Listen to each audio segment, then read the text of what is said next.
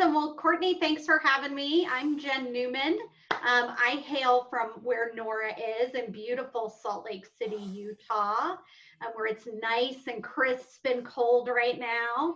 And but I've lived all over. If anybody knows me, they know I've been sort of a nomad. My husband won't let me be a nomad anymore. He said, this is it. But I've lived in Texas and Florida and New England and all over the place. But this is home now, and I love it. And so my background, I started, just so you guys know, I started in accounting, in accounts receivable, in contract administration, found out I loved marketing. And like most of us in this industry, kind of like tripped and fell into what I was doing, found out I loved it. And then in Fort Worth, Texas, I went to work for a firm who I said, hey, who's going out and talking to clients? And as many of you guys know, engineering, deer in headlights. What? We're supposed to go talk to them? You mean more than what we're doing with projects?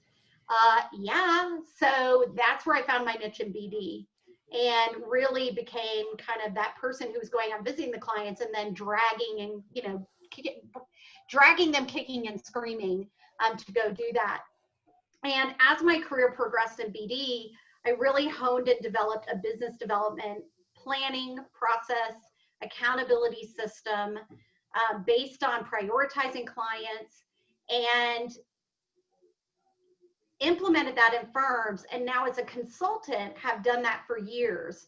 But here's what I figured out was missing after a while is I would go in with a client and we would implement a BD plan, right? And I'm not just talking, it's 5 million in revenue and these markets go. I mean, it's an in-depth client personas. How much do we expect from each of those client types in that market? How are we going to get there? Who are the clients that are going to get us there? And how we're going to get there? And it's very detailed. But what I found is I go in and do this for clients, and then I come back in a year. They call me back in a year. Hey, we want to do an update to our plan. Great. How did the first one go? It went on the shelf. And we all know that happens. So one of the things we started doing at Elevate is when we go in and do BD planning, we do one of two things. If they have staff that's capable, we will train their staff to implement an accountability program. If they do not have that staff, which we're doing more often than not, we provide the accountability. So in a lot of cases, I served as a chief business development officer fractionally for maybe 3 or 4 companies right now, and working to help them. For one, I just help them hire a CMO who I will transition that over to. But the point is, without the accountability, wasn't working. Now, here's where the CRM comes into play.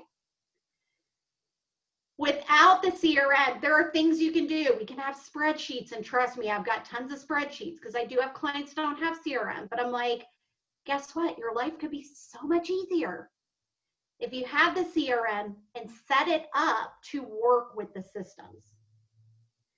Now, I've been really fortunate. I've known Courtney like forever because we were in the same market for a long time. And then when Courtney went out on her own, the opportunity to kind of learn from her, work with her. And then recently we have gotten to partner with a client to implement that accountability and have it work through the CRM. And it is a game changer. For the last year, we've been using spreadsheets, which is fine. But now what's been the frustration of most people is, wait a minute, I got to enter it in the spreadsheet and then go put it in the CRM, because sometimes it's not exact. So really, Courtney and her team have helped us make the CRM work for our system. And that's really kind of what I'd love to talk about today, and get you guys to ask questions and just really have a dialogue and a conversation about how you can make that work. And if you don't have a BD plan, it's an awesome opportunity to look at your CRM first, put the things into place so that when you do, you can run it smoothly, right? And here's the other part of this. It's not just a BD plan. So again, this firm that Courtney's firm and Elevator teaming up on is a firm with multiple offices, multiple market sectors. And what it's also helping with is monthly BD meetings, right? Gathering that information so that we have BD meetings that are not round robin. They focus on the priority clients. They focus on the actions. Again, it's about accountability. It's also helping us with client capture planning. And so how many of you, either by a physical raise of hands or you can do the little reactions, how many of you are doing capture planning in your firms? Awesome. So I highly recommend it. And I recommend it for your priority one clients. You can't do it for every client. It's a lot of in-depth work. But what we were doing was, I have a capture plan template that I've used for years. I've modified. Well, guess what? Who likes to fill out a form? Wah, wah. But when Courtney's team came in and helped us look at, Courtney, is it the account page in CoCentral? This specific client had CoCentral. It's the account page, correct? The account plan on the company record. Thank you. The account plan on the company record, they helped us modify that so that it matched our capture plan, so that we can take that capture plan, instead of asking them to fill out another form or house it who knows where, because that's never happened, right? Wait, where did Joe put it? Where did Jane put it? And this firm uses Teams and their service to them. That's even more complicated. So beauty, it's now going into, or going to be going into, we kind of are launching that in January, into their CRM. So not only do people that use the CRM, but people that have read access can go in and see what information have we been collecting, and collecting that over time, and what are the action items that we're doing. So for me, I believe that the CRM helps us with tracking, helps us with documenting. I use the term, instead of when somebody gets hit by a bus, I like to say when they win the lottery and they buy their private island and leave, where does all that information go? But also being able to look and see, like, what's the strategy, what's the plan, and then looking back to say, this was the roadmap of how we won, and having access and accountability, because none of it works without accountability. But what most firms don't see is, if they have a CRM, that's their greatest asset and tool. And if they don't, they probably should. So is anybody here using their CRM for, let's start with this. Let's start with the first question. How many of you have a BD plan, a business development plan, that kind of outlines your markets, your strategies, your clients you want to go to? Okay. How many of you have integrated your CRM with that plan? So? Yeah. So there's certain things you can even start with. So does anybody prioritize their clients? Stacy, Nora, Chris, okay. Britt, do you have a priority button in your CRM? Awesome. Like, that's one of the simple little things that we can do so that we can sort and we can monitor. Hey guys, this one was a priority one. Why haven't we done anything, right? So to me, that's like the first step, is making sure all the clients are in there. We've got them prioritized. How many of you have set measurable goals for those clients and put that in your CRM? Yeah. I mean, that's another thing that we can do. Again, accountability, right? Has anybody used the account plan feature? I'm not sure what it is in if it's not in CoCentral, if it's Deltek. Do they have something similar, Courtney? Do you know? I think they do, right? I think Deltek has a client profile plan. Yeah. We use Power BI to pull from our 2 Oracle systems. Got it. To create the client plans. Okay. How many of you are using that in your CRM? Yeah. It is such a great opportunity, because here's what I find anyway with our technical professionals, right?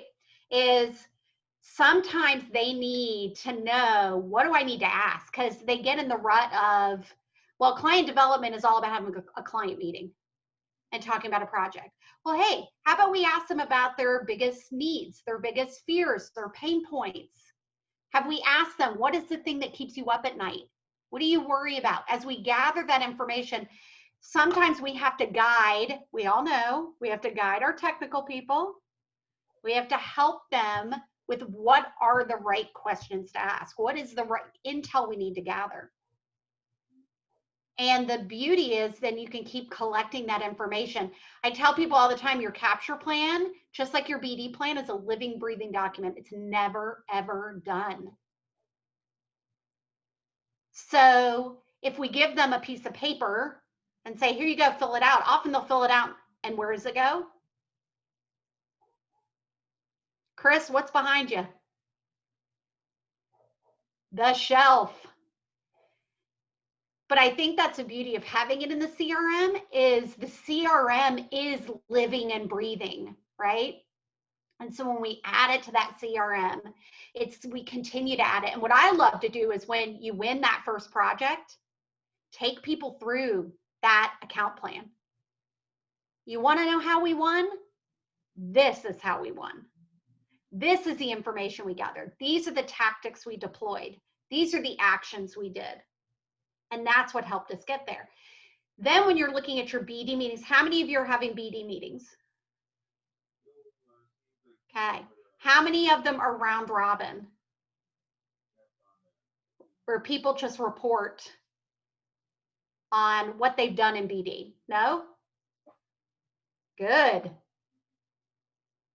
So one of the things that we like to look at from a BD meeting perspective is the BD meeting is there to make sure we are on the right track with our business development plan, right? So often we only focus on the opportunities that we don't talk about where are we at in the client development. So as part of that, we can pull that CRM report, right? And we can say, hey, here are those priority one clients. And we only focus on the priority ones in the BD meeting. They have their own market sector meetings where they'll talk about the other priority clients and where do we move them. But if we focus on those ones, let me tell you something, right before that BD meeting, you know those people are doing those actions, right? That's okay. But there's that sense of accountability of, I've got to get it done before that BD meeting because someone's looking at that report to see if I did my action items. So you can use that CRM as a tool to pull that, to not only talk about your opportunities, but also to talk about where are we at in that client development? Where are we at in those measurable goals? And it also gives the opportunity to celebrate those people that achieve that measurable goal. Because we all know positive reinforcement is the best way to motivate people. Jen, I have to admit. Yeah. Okay, go ahead. Well, I was going to say, oh, Stacy hit her goal again. Man, Stacy's always hitting her goals. I need to reach that goal. It pushes people. In my CRM presentations, I usually talk about, this is probably, I don't know, 10 years ago that you said this in a presentation, but that every culture in a company is different. And sometimes positive reinforcements don't work as much as shame. And that you had the gnome, and I will never forget the unknown you didn't, and that they had to keep the traveling gnome if they didn't do their whatever assignment for the week. Yeah. So every culture is different. Every culture is different. That's right. I mean, it's really about keeping people accountable. And how do you do that? So what questions do you guys have, or comments, or anything?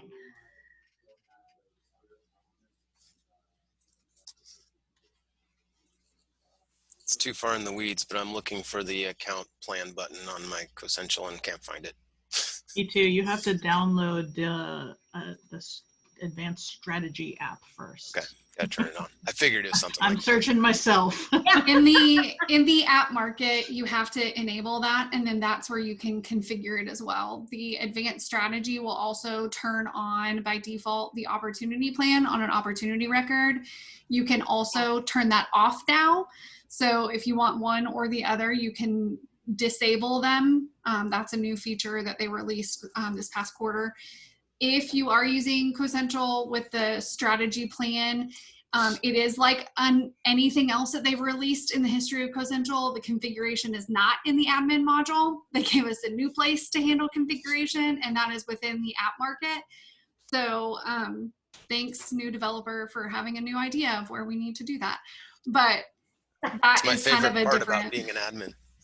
Yes, you get to go hunt for that. So I'll save you a little bit of time.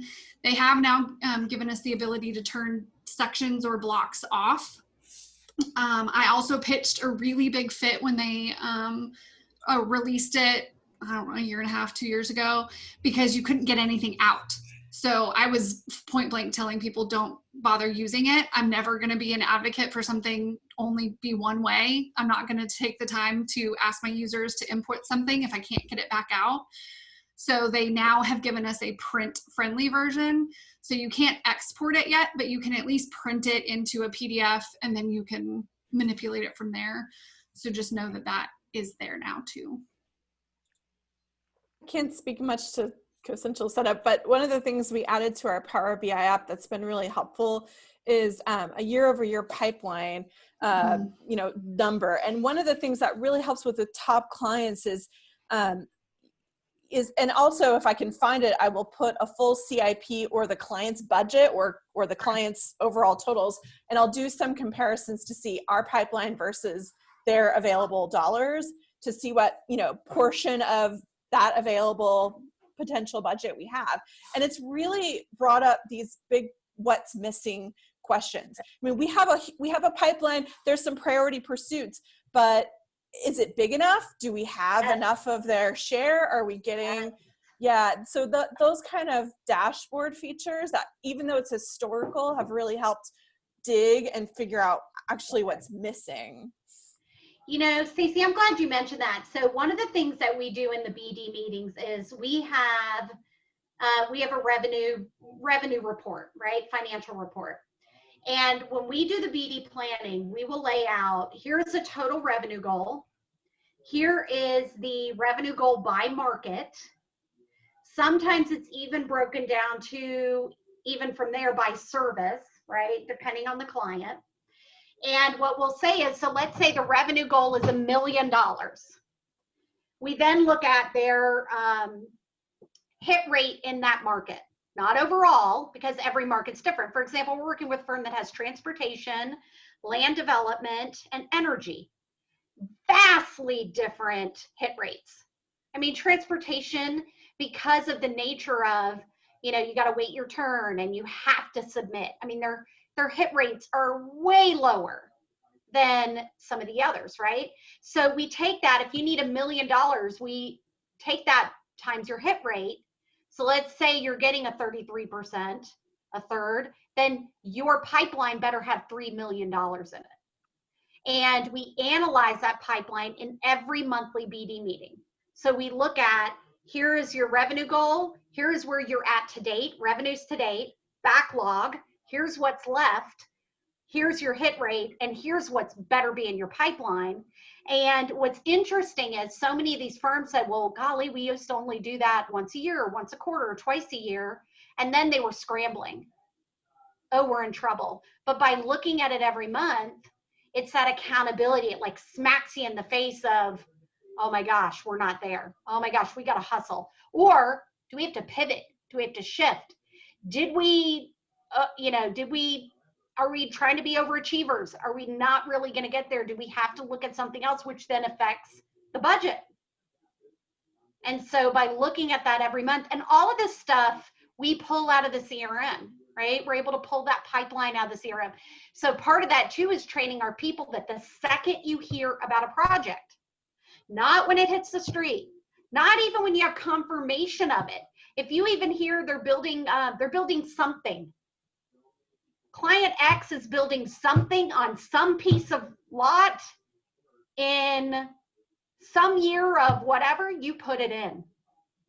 And then we add information as we go. And that's where the leads versus, where you can set some parameters of, we don't have to have all the details yet, until we get to this point. But tracking that so that you can look at that pipeline, because a lot of firms or the leaders will make the excuse, well, I'm not going to have the whole pipeline in there because I don't know what's coming out. Well, if you're in the public market, you sure as better know what's coming out, because you better be downloading CIPs and figuring out today what you're going to go after, not when it hits the street. And if it's private, you better be having the conversations with the clients and say, what's in your strategic plan next year? So that you can accurately show that pipeline. And then you can adjust as you go. Thanks, Stacy. What else? What other questions do you have? Or comments or things you're seeing successful? Or challenges, struggles? You know, I actually have a question or comment or something. So we use CoCentral. So we, just like Courtney said, we didn't even really dabble into it until the printable summary kind of became an option. But there are things that, you know, it seems like, I don't want to say overwhelming, but with the different tabs within it and how you can rename and this and that, we're kind of at a testing phase with it. Sure. One people we're kind of working with and using it, but we're very curious on just how other people laid theirs out, you know, and, you know, how does it look and what do you turn on, what do you turn off, how much, you know, it's just, I guess more of a comment is it's just almost overwhelming that we're wondering how to make it so we actually use it, if that makes sense. And is this the account planning feature or just CoCentral period, just tracking BD? Oh, the account plan. Okay. We use, but the account plan and even the opportunity plans, that's just something now we're starting to dabble more in, and we're just how other companies use it. And yeah, just if that even makes sense, my question. Yeah, did you do capture planning before, or is this also your first like foray into the capture planning and opportunity planning? I don't believe we really did. I mean, we do business and marketing plans for our different business units and market sectors. But that that's kind of all over the place too in a little bit of a way. We're trying to narrow that down a little bit more. And obviously we use CoCentral for a big portion of it. Sure. But ours is not, our business and marketing plans are not focused on just the client. It's all the whole unit, you know, so I don't know if that's a question. But. Yeah, let me answer one thing, and then I'm gonna actually ask Courtney to jump in, or Valerie, one of the two, to jump in on how to structure it. So I will say this. I think it's really critical that you have a client capture planning training session so that people understand what you're asking and why. So trust me, I do capture planning training like probably twice a month with firms. Some in the course of I'm doing their BD plans. This is actually part of our BD planning process, is we include the capture planning as part of, after we do the BD plan, this is the next step, and it's part of the training because they need to know, now that we've identified the clients, what do we do with those priority ones? So training them to understand, why do we care about the SWOT, our strengths, weaknesses, opportunities, and threats? Why do we care what their fears and pain points are? Why do we care? Why do we need to know more than the decision maker? Why do we need to know? I tell people, you better know who the administrative assistant or the executive assistant or the secretary is, because that person can help you get places that, you know, and can be the gatekeeper, the blocker. So going through and training first, here is why we ask the questions. Here's why you need to gather, because most of the time people are reluctant to do that because they're like, why do we need to know all this? They don't get the why. So first they have to understand, why is this critical? Why is it important? And what is it going to do for me, right? So what's the point of filling all this out? And the worst thing that happens is sometimes they win without having, you know, an accidental win is the worst thing that can happen, because then they think, oh, I don't have to do all this. We just win by, you know. But when you can show them how that works. So I always use the example. I worked for a firm in Florida. They've been going after DOT for 10 years. They got a little project here, a little project there, but that's it. We did the capture planning, And it wasn't one thing, but it was focus. And when we did the capture plan and we did activities, in 6 months, we won our first project. In 2 years, I had to open a new office in a new geographic region because they told us they were giving us too much work. And it wasn't one action. It was a ton of actions. It was marketing actions. It was content development. It was events that we did. It was, we went and met with clients and influencers, and we captured information. Our proposals had their pain points in it for the first time. But it was all these things. It was focus. So when they can see the why is it important? You will be so much further along in getting them to do it.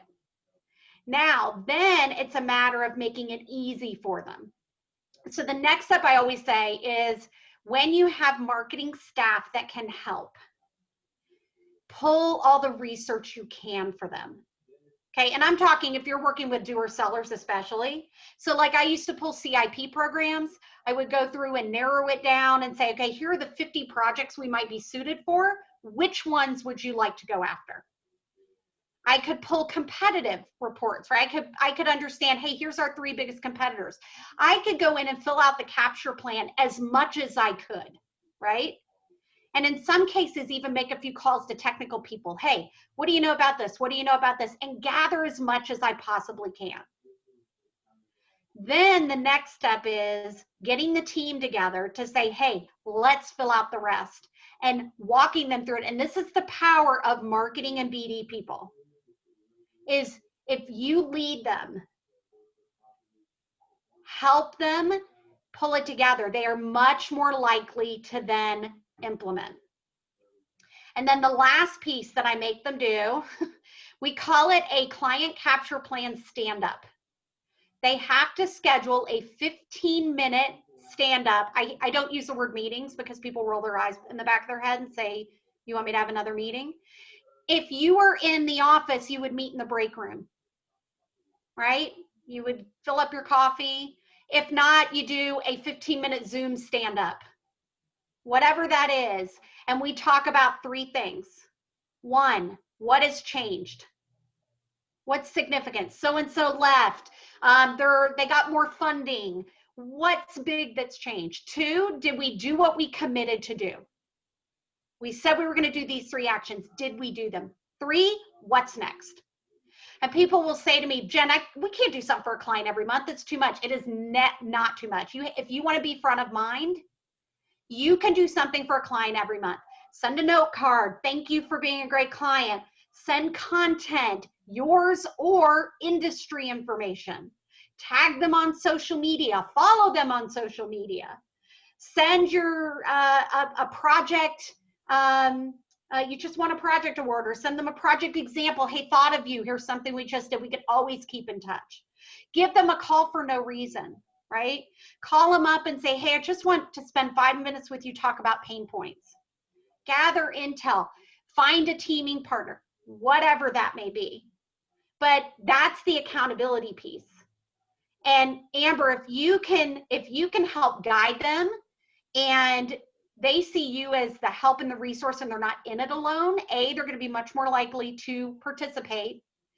B, they're going to be much more likely to then want to, when they start seeing those successes, go, oh, well, this works. I'm going to keep it up. But it's all about that accountability piece. Courtney, do you want to talk about how, Courtney or Valerie, how you can, because you guys have helped us to convert that into the tool that we use, and even people being able to do that remotely, and enter that information as they gather it. Yeah, I mean, I think Jen has a really great point, and starting backwards is the best way to do it. So having your strategy and then adopting the system to your strategy. So I think, Amber and Lindsay, and I know Natalie emailed me about this before the call too, so I'm glad that you asked the question. But I think where the overwhelm comes from is trying to do it the other way. Trying to look at what all CoCentral has available to you on that plan is overwhelming. It absolutely is, because they have to accommodate all of us, right? So everything's going to be turned on. The basics, knowing that plan of what I would start with, is the SWOT analysis. Turn everything else off, and then you can add things back as they come up. So if you just start with that, then you can do your strengths, weaknesses, opportunities, and threats based on your prioritized clients. The one thing I think Cosential fell short of, and for those of you that are not using the account plan or the opportunity plan, they did not build in a way for you to automatically know which record has an account plan or an opportunity plan populated on it. So if you're going to use it, I suggest either repurposing a field or creating a custom field that says account plan, yes, no, opportunity plan, yes, no, so that you absolutely can run a report, see what records you've actually completed a report on or a account plan on, so that you can see that, review it, know it, instead of clicking through who knows how many opportunities or companies trying to find the one that you did populate it on. So unfortunately that's not built in, short-sighted on their part, but I think that it's worth doing if you're going to take the step of populating it. My other suggestion is to help with the overwhelm, start with one, turn the other one off. So if you're going to start with your individual pursuits and look at your SWOT analysis for each pursuit or your top pursuits, maybe there's a dollar threshold or a size threshold, maybe it's for a specific market, what have you, then turn the account plan off. If you're going to flip it, turn the other one off, so that way you don't get the overwhelm of trying to figure out both, and your users can stay focused on one area. That's right. That's great advice. Thank you. I think that's the biggest issue with CRMs, is that in every firm I've ever worked with or for that did not carry out their CRM, it's because they tried to do too much at one time. They saw, like, look at all the amazing things it can do, let's do it all. And you're like, and then when that doesn't happen, they give up.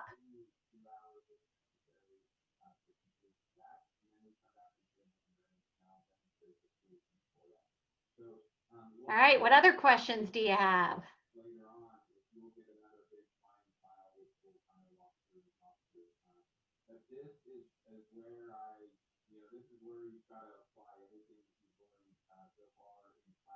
Anyone? Bueller? I was looking at the unmute to make sure that we didn't have anybody double muted. So if you're having trouble, drop it in the chat and I can try to unmute you on my side too. Yeah. Well, I was just going to say, I know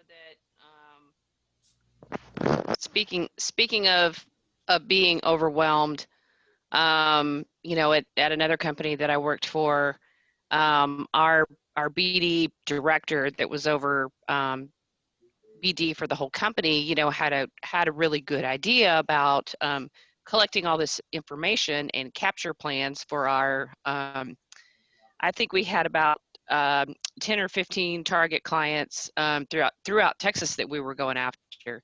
And it was a great idea to try to capture all this information and do this research on them, but it sort of backfired on us just because I think we didn't approach it the right way. We should have said, okay, here's what marketing is going to try to pull for you, and you know, we'll start with, you know, maybe we'll narrow it to 5, and we'll start with the 5 we want the most, and we'll work on that. You know, he kind of put it out there like, okay, here you go to the technical people, here you go, some of you know these people, you guys go find all this information. And it was almost like homework, and they were completely overwhelmed and said, yeah, in a perfect world that would be great, but why don't we just start marketing to these clients? Yeah. You know. Yeah. And I think it could have been really different if he had just talked to the marketing director and said, hey, let's work together on this. Yes. It's okay to have a meeting and talk about it and say, hey, we're going to do this. We really think this is important information, and it'll help us pursue these clients. And obviously we want input from the technical people about who they know and what all the nuances of the data that they know about it. They can help us fill it out, but really it should have, I think if it had been a marketing task first, and rather than this giant project put forth to the seller doers, it would have gone over better. No, I totally agree. So, you know, Jody, that's interesting you say that, because again, I attribute that to the training, right? Is that and what we do after the training. So it's like we train and then we say, okay, now everybody go do one. Everybody do one capture plan. And typically when we go through that capture planning, we'll say, now go do one. And then market sector leaders are responsible for working with their team to create a schedule, right? To then determine who goes first, like even of our priority ones, who's at the top of that list, and to dole that out, right? To say, you know, that it's not one person that's doing them all. It's like, okay, you do this, you do this, you do this. But again, when marketing can come in and gather some of that initial information, it's hugely helpful. Would you guys like me to share the capture plan that I use? Would that be helpful? So let me go ahead and share screen. So this again is we put it in Excel just because then people can add to it. But like I said, what we did when we worked with Courtney's team is we said, okay, here's the template.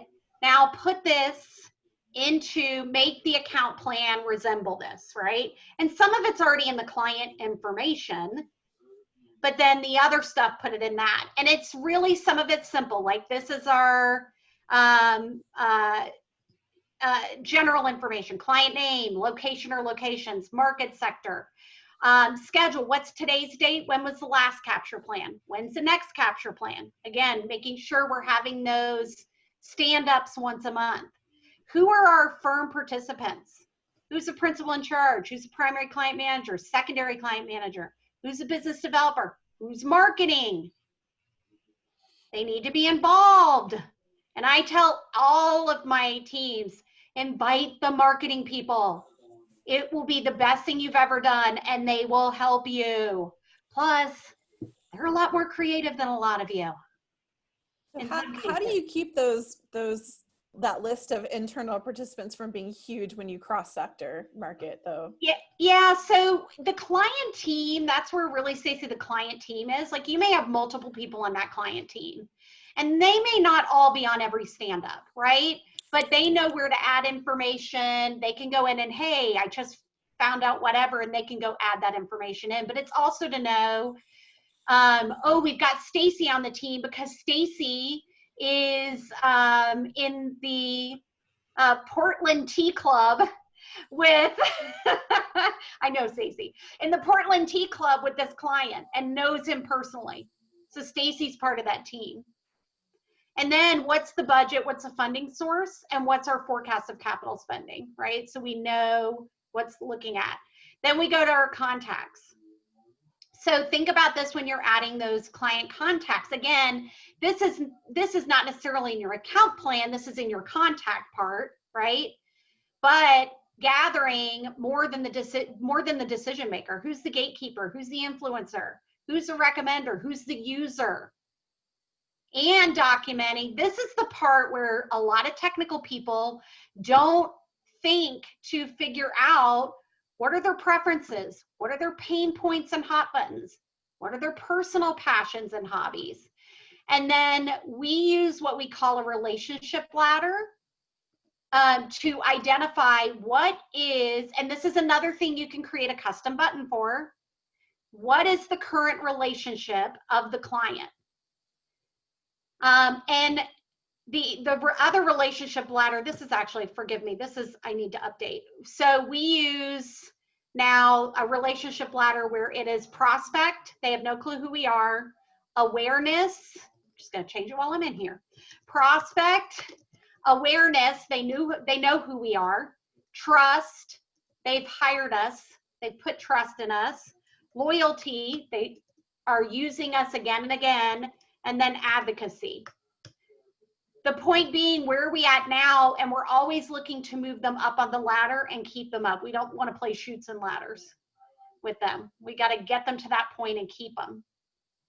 So documenting this kind of information, again, it's really when you think about the training. So when I do this training, when we go through this, I literally, the company picks a client and we fill it out as we go, so that they see, why do I care about the gatekeeper?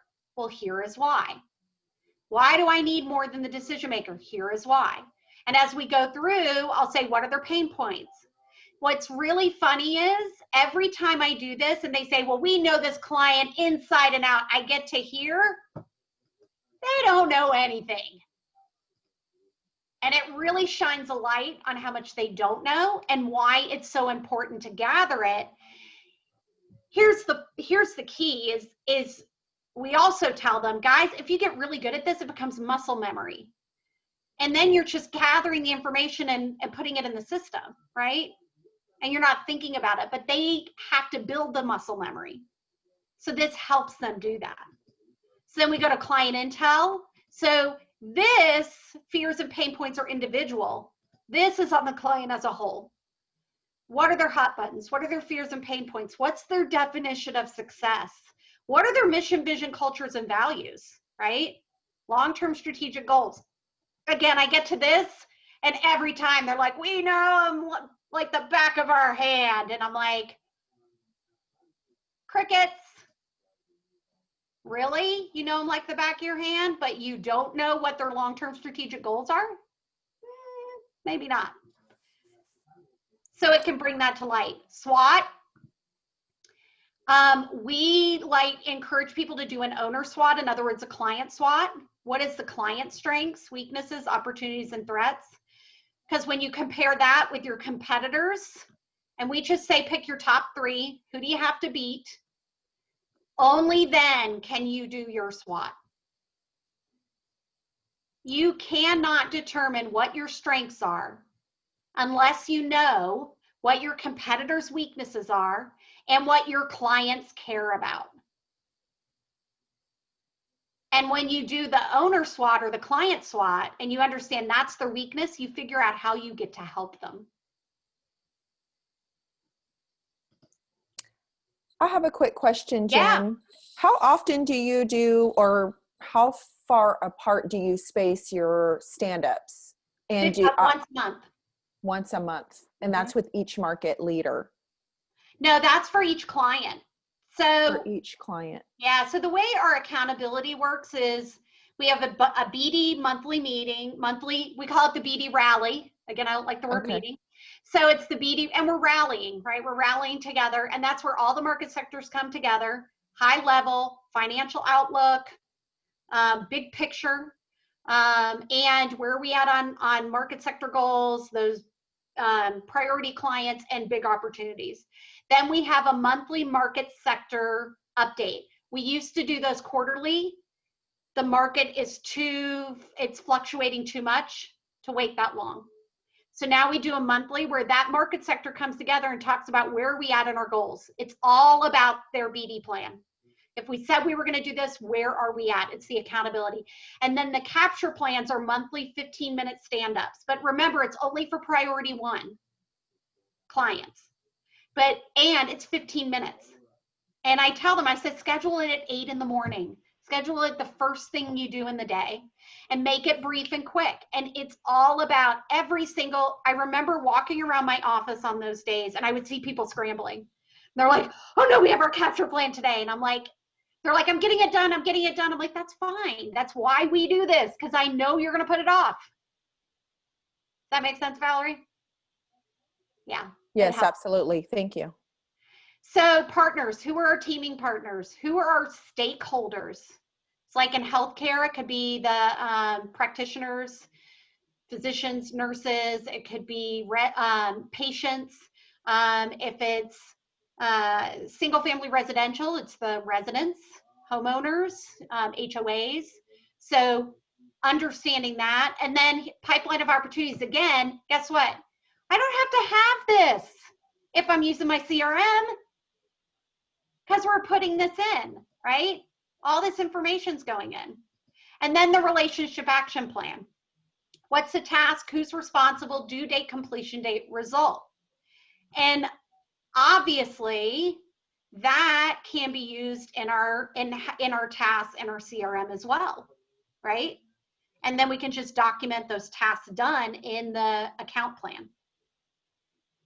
So again, the difference is made when you train and you walk through and make them understand this is why we need this information, the importance. And let me tell you, from a marketer standpoint of having that information, every time when we do this and implement this and they follow through, the marketers are like, oh, like, this is what I've been begging for proposals. Are you kidding me? Like, now I finally have our differentiators. Now I finally know what they care about and what to put in the proposal. And I don't have to go digging and begging. Like, that's the other thing I tell technical professionals. How many times are you annoyed by your marketing staff that comes to you for information for their proposal? And they're like, all the time. I'm like, well, guess what? It's your fault. Huh? Because you're not giving them the information they need to do their job. And guess what? It's not their proposal. It is yours. You're the one that's got to do the work. You're the one with the goal to win that work.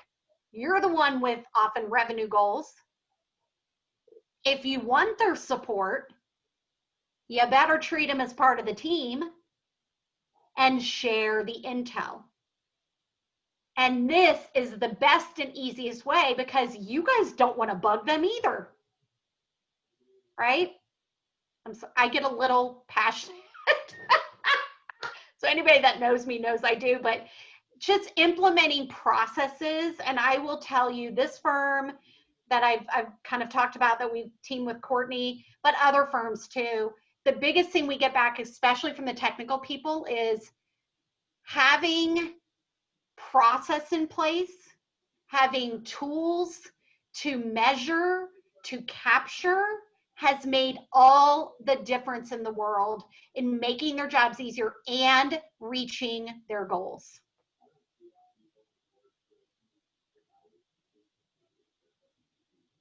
All right. Any other questions? I think we've only got a couple minutes left, right, Courtney? Yep. I was gonna wrap us up by, well, first saying thank you. I greatly appreciate you taking the time to present today and to have this discussion with us. I did jot down a little note because I think that the biggest part of whatever initiative you're gonna do for accountability is explaining the why. It has to be tied to that. It's not just yet another thing I'm putting on your plate, because that's a lot of times what people think is, business development, thanks for adding something else to my plate. Not only do I have to do the work, now I got to sell the work. Well, the why is significant. Like, we will not have the lights on if you don't do this. Like, you will not have a paycheck if you don't do this. So tying it back to that, I think, is really important. I will put a recap together. So Jen will approve that, and then the recording will be up. So if you want to share it with anybody, then that will be live on our website. We've got the recording up for all the other ones this year, and we are moving to Zoom starting in 2021, Zoom for registration instead of Eventbrite. Excuse me. And we're going to change the time from 2 Central to 1 o'clock Central. So definitely look at that. With the Zoom, you'll be able to more easily register for multiple of the user group calls. So hopefully that's a little bit more helpful to people. We are looking, man, excuse me. We are looking for guest speakers for 2021. So if you know of anybody who would like to be a guest speaker, or if you heard them speak somewhere else about a CRM, please feel free to submit their name or shoot me an email. We've also got a link where you can sign up to be the guest speaker on our website. So with that, Jen, did you have any closing remarks or anything? No, just connect with me on LinkedIn if we're not already connected, and feel free to shoot me an email if you ever have any questions. I'm always available to answer questions and help. I highly encourage you to look, if you use CoCentral, whatever product you use, look at that account plan information. And like I said, Courtney's team are experts at helping you convert that and create that into something that connects. So, and they can do it quick. That's why I don't do it. I'm like, forget that. I'm calling Courtney. They're the experts, So, think about that. And Amber, especially to you and everybody else, like that, look at doing some training, like explain the why. explain why it's important and why it will make their lives and jobs easier. Because at the second you're asking for something, they think you're making their life harder. But if you explain to them why you're making their life easier in the long run, they're much more apt to be a part of it and join. And don't fight people. If somebody's not going to do it, move on. And find the people that will. My favorite thing has been that happened in a firm with a CRM, and they were like, we're not using this, blah, blah, blah, blah, blah. So we had admin staff enter data. They would hand it over. But I had one person who says, nope, I want full access. I want to enter stuff. He walked into their principals meeting with this fancy report. Every other principal was like, where'd you get that? Oh, well, I use the CRM, so I can. So he looked like this rock star. They all looked lame, and they all of a sudden they started saying, well, I want access. I want access. So don't fight people to do stuff. Instead, find the champions. Let them show the others how it's helping them and benefiting them, and then watch the others come on board. Because none of y'all have time to butt heads. I literally had a senior VP say to me, little girl, and if anybody knows me, I'm 5 foot tall. Little girl, if you think I'm going to do this, you're crazy. And I said, okay, I will move on to the people that want to do it. And let me tell you, 2 years later, he came to me, he's like, I need to do this. Like, no problem, right? And those are the biggest successes when you win those people over. But yeah, don't fight people. Take the people that are excited and willing to do it and make them successes, and then you all win. Absolutely. They become the biggest champions. Yep. I've had similar stories, and my favorite was the most crotchety superintendent, and his thorn in his side was every time we'd call to update his resume, and he's like, how could you not have this? I gave this to so-and-so. I'm like, all right, you know what? Done. I'm going to buy you lunch. I'm going to sit in the trailer with you, and you're going to give me all your stuff. And I put it in CoCentral. And then like 3 months later, he called me and was like, you haven't been calling me. I don't hear from marketing. Like, why did y'all leave me alone? I said, because I put it in the system and we don't need you anymore. And we'll update it every quarter from here on out. And he was like, oh, well, I've got some other project data that you might want. I'm like, okay, I'll come back out and I'll have lunch with you. So then at the superintendent meeting, he stood up, and now granted, this is not how I would have marketed it. This is not how I would have done the campaign, but I will not be a beggar. Beggars can't be choosers, what have you. So he stood up and he goes, you want to know how to get marketing off your back? You give Courtney the information and she'll put it in this fancy little system of hers. And I was like, however it's going to get done. However it's going to get done. I love it. That's awesome. Well, thank you so much, and have a fantastic ending of a really weird year. And hopefully 2021 will be much better for all of us. And we're a little bit more, I don't even know what, stable or something. Who knows? So look for the information to sign up for our 2021. And you guys have a great rest of your day. Thanks, guys. Thank you. This is great. Thank you. Bye.